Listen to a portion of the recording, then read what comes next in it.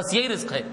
اب آپ بہت زیادہ کھانا کھائے، اچھا بھاری والا کھانا کھائے، مہنگا کھانا کھائے اور سب فضلہ بن کے نکل جا رہا، جی کو لگ نہیں رہا ہے، لوگ بریانیاں کھا رہے ہیں، بی پی کے بیمار ہیں، یہ رزق ہے؟ یہ بریانی کھا رہے ہیں، ڈاکٹر بول رہا مت کھاؤ، آپ کھا رہے ہیں، ارے اللہ دیا تو نہیں کھائیں گے، اللہ نہیں دیا تو اللہ دیا تو کھائیں گے، نہیں تو کیا کھائیں گے، ارے ڈاکٹر منع کرا تو کرا، اللہ اجازت دیا کھاؤ، یہ تو اللہ کا رزق ہے، حلال ہے، کھاؤ، یہ تم کو غذا بن رہا ہے، یہ اللہ کا دیا ہوا رزق نہیں ہے، یہ جا کر اندر بیماری پیدا کر رہا ہے۔ تو یہ بریانی رزق نہیں ہے، یہ گھی رزق نہیں ہے اگر تم کو نقصان دے رہی ہے۔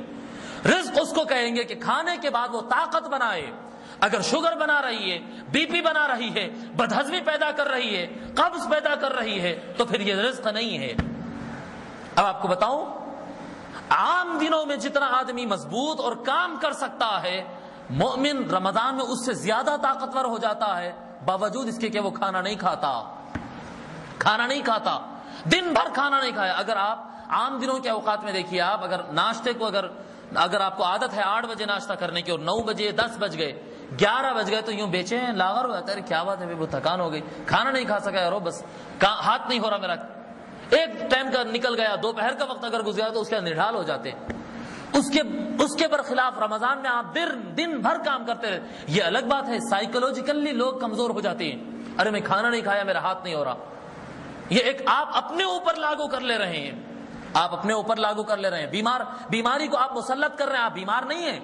جیسا کہ مشہور واقعہ ہے نا، ایک مشہور قصہ ہے، واقعہ حقیقت ہے نہیں ہے نہیں معلوم، ایک مرتبہ کیا ہوا کہتے پورے بچے اسٹوڈنٹس مل کے پڑھنا نہیں چاہ رہے تھے، مول صاحب پڑھاتے تھے ان کو مسجد میں، ایک مرتبہ پروگرام بنائے کہ آج پڑھنا نہیں ہے مول صاحب کے پاس، کیا کریں گے، تو پورے مل کے ایک سازش رچے، مول صاحب آ رہے ہیں پڑھانے کے واسطے، تو ایک شاگرد باہر مل گیا راستے میں، وہ آ رہے تھے، آتے بولے مول صاحب ارے کیا بدماش، باہر کیسا، یہ ٹائم تو مسجد میں رہنا تھا، میں پڑھانے آ رہا ہوں۔ نہیں مول صاحب میں تو مسجد کو ہی جا رہا ہوں، مگر آپ کا چہرہ ذرا اترا ہوا دکھ رہا، مول صاحب طبیعت وغیرہ تو ٹھیک ہے، ہاتھ ملا کے مول صاحب ذرا آپ کے ہاتھ گرم ہے، تھوڑا طبیعت تو نہیں طبیعت، ارے چل کچھ بھی نہیں ہوا میرے کو، چلو مسجد کو چلو آ رہا ہوں میں، چلو چلتے گئے، تھوڑے فاصلے پہ اور ایک شاگرد ملے، السلام علیکم مول صاحب کیسی طبیعت، آپ کی طبیعت ٹھیک ہے، کیوں کیا ہوا، ارے مول صاحب آپ کے حلقے کالے دکھ رہے ہیں، ذرا تھکے ہوئے معلوم ہے، پسینہ بھی زیادہ دکھ رہا ہے، کیا بات، نہیں میاں چلنے سے آیا ہوں گا، نہیں میرے کچھ بھی نہیں۔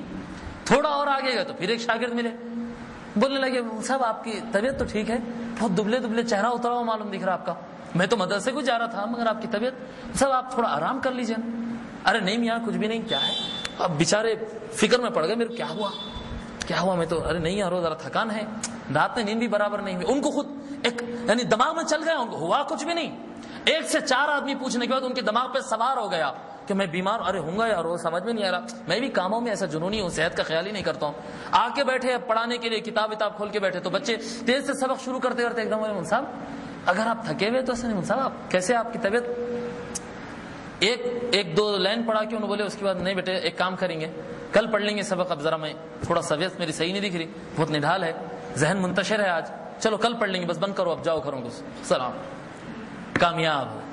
یہ کیا ہوا، یہ کیا وہ شخص بیمار تھا؟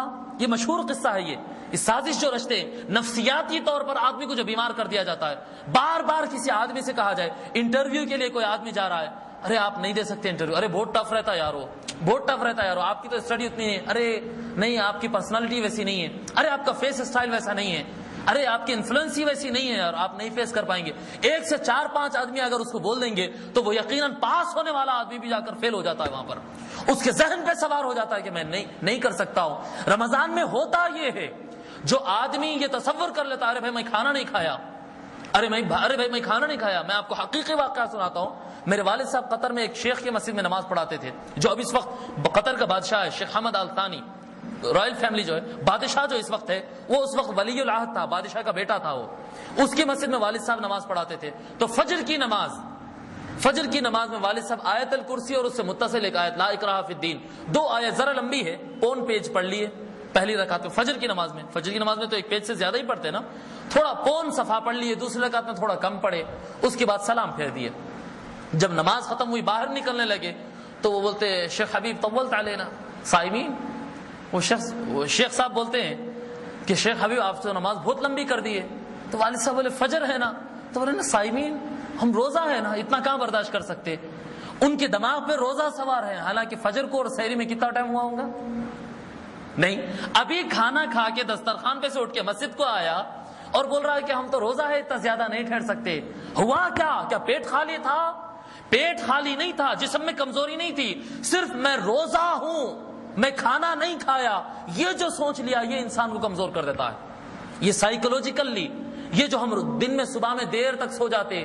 اب آپ بتائیے کتنے آدمی ہوں گے جو یا 9 بجے سے پہلے یا 10 بجے سے پہلے سوتے؟ کتنے بوڑھے ایسے ہوں گے جو 10 بجے سے پہلے سوتے؟ کتنے نوجوان ایسے ہوں گے جو 10 بجے سے پہلے سوتے؟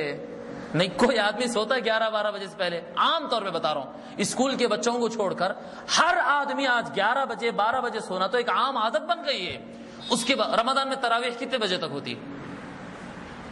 8:30 بجے اگر عشاء ہو جائے تو میں سمجھتا ہوں 10:30 بجے تک تراویح وراویح سب پڑھ کے باہر نکل جاتے. اس کے بعد دن میں صبح میں 10 بجے تک سو رہے ہیں، 11 بجے تک سو رہے ہیں. کیا بولے تو روزہ ہے. کہاں کا روزہ کمزور نہیں کرا، روزہ دماغ پہ سوار ہوگا کہ میں نہیں کھایا میں نہیں کھایا میں نہیں کھایا.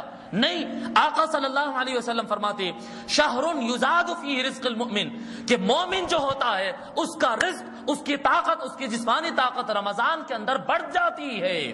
عام دنوں میں جو آدمی کام کر سکتا ہے رمضان میں روزے کی حالت میں اس سے زیادہ کام کر سکتا ہے. جسمانی طاقت اور بڑھ جاتی ہے، صحت اور اچھی ہو جاتی ہے، آدمی کام کے لائق ہو جاتا ہے.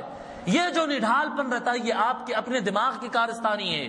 یہ خیال جو ہے میں نہیں کھایا، 3 گھنٹے سے نہیں کھایا، 4 گھنٹے سے نہیں کھایا، 6 گھنٹے سے نہیں کھایا، یہ خیال آپ کو کمزور کر رہا ہے. ورنہ حقیقت یہ ہے کہ رزق بڑھ جاتا. میں آپ کو ایک فارمولا بتاؤں، جن کو بی پی لو ہو جاتا ہے یا کمزوری محسوس ہوتی ہے، کچھ نہیں، بیماری کچھ نہیں ہے لیکن کمزوری ہے. آپ ایک آیت ہے قرآن کی، وہ آیت پڑھتے رہیں، مشہور آیت ہے، ان اللہ هو الرزاق ذو القوة المتین، ان اللہ هو الرزاق ذو القوة المتین. یہ آپ یہ آیت بار بار پڑھتے رہی، جسم میں طاقت آ جاتی. تجربے کی بات بتا رہا ہوں میں. نڈھال پن ہو گئے، بالکل کمزور ہو گئے، اب ہاتھ نہیں ہو رہا، نہیں ہوتا استاد آج، بالکل ہمت نہیں ہو رہی نوکری پہ جانے کام کرنے کی. یہ آیت آپ بار بار پڑھیے، آپ دیکھیے آپ کے جسم کے اندر جان آ جاتی. رزق کا مطلب یہ نہیں ہے کہ کھانا زیادہ ہو، حریص کے بڑے بڑے دیگاں لگے، حلیم کے بڑے بڑے اسٹال لگے، جی آپ کو نہاری پائے کلچے سامنے آ جائے، یہ نہیں ہے رزق. رزق یہ ہے کہ جسم کے اندر جان آ جائے، یہ ہے رزق. اللہ تبارک و تعالیٰ فرما رہا ہے یہ مہینہ وہ مہینہ ہے کہ رزق میں برکت ہو جاتی ہے، انسان کے جسم میں طاقت آ جاتی ہے، یہ رزق ہو جاتی ہے. اللہ تبارک و تعالیٰ رزق میں برکت کر دیتا ہے. من فطر فیہ صائما کان لہ مغفرۃ لذنوبہ وعتق رقبتہ من النار. فرماتے ہیں جو آدمی اس مہینے کے اندر کسی روزدار کا روزہ کھلائے گا، کسی کی مہمان نوازی کرے گا، کسی کو کھلائے گا، اس کا روزہ کھلائے گا، تو اللہ تبارک و تعالی اس کا وہ روزہ کھلانا، دوسرے کا روزہ کھلانا اس کے سارے گناہوں کو معاف کرنے کا ذریعہ بنا دیتا ہے. سارے گناہ اللہ تبارک و تعالی معاف کرتا ہے. اپنی نیت کی بات ہے. اگر کسی کا روزہ کھلاتے ہیں، اپنے کو خالی دھن روزہ کھولنے کی رہتی نہیں، روزہ کھلانے کی دھن بنا لیجئے، اللہ تبارک و تعالی گناہوں کو معاف کر دیتا ہے. وَعَتَقَ رَقَبَتَهُ مِنَ النَّارِ،